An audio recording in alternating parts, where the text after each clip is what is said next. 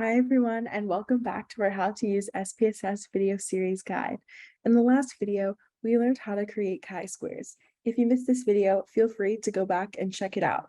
In the next few videos, we're going to be continuing covering a few tasks on inferential statistics. As always, feel free to follow along to this video or to the screenshots provided in your Power of Numbers book. This video will discuss Pearson's correlation test for relationships. This test can be run on interval or ratio level variables.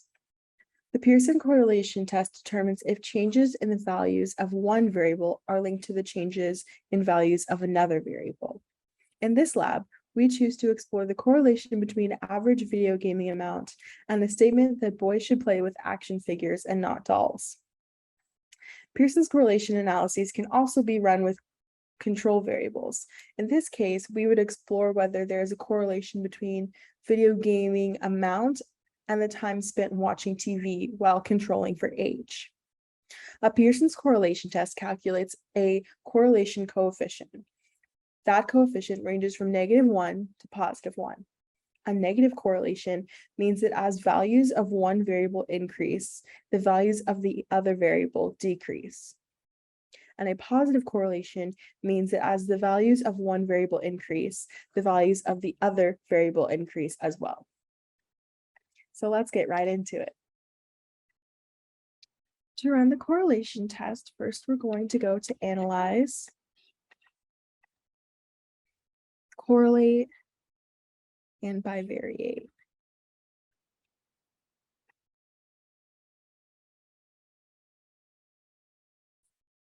Okay, and we're going to move over the variables average hours playing video games per day, which is labeled tot VG.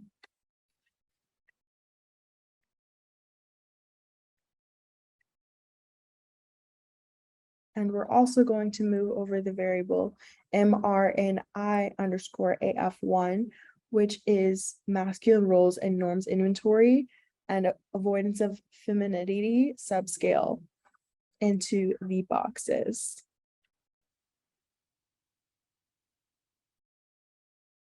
Okay, and we're going to make sure that Pearson's is checked off under correlations coefficients.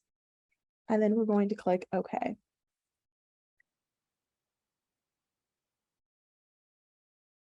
Okay, and the next step is arguably always the most important. This is interpreting the output. So the output shows the correlation matrix produced by SPSS.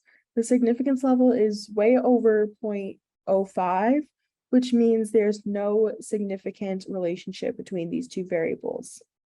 Pearson's correlation analysis can also be run with what we call a control variable, though, which determines whether any relationship first found between the two variables will hold up when introducing a third. To do this, we're going to go to Analyze, Correlate, and Partial.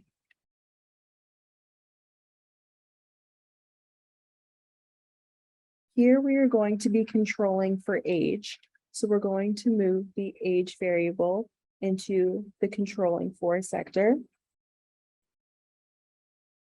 And the variables are going to be total video games and total hours.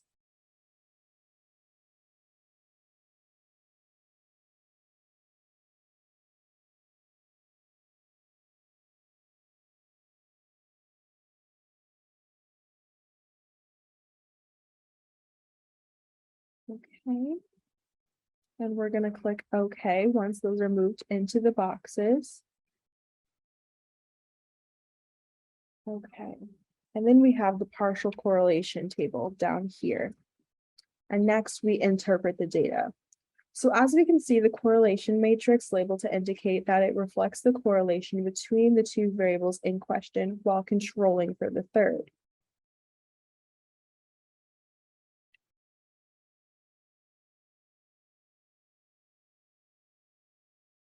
And there you have it. We have successfully created Pearson's correlation test. I hope this video helped, and I will see you in our next video.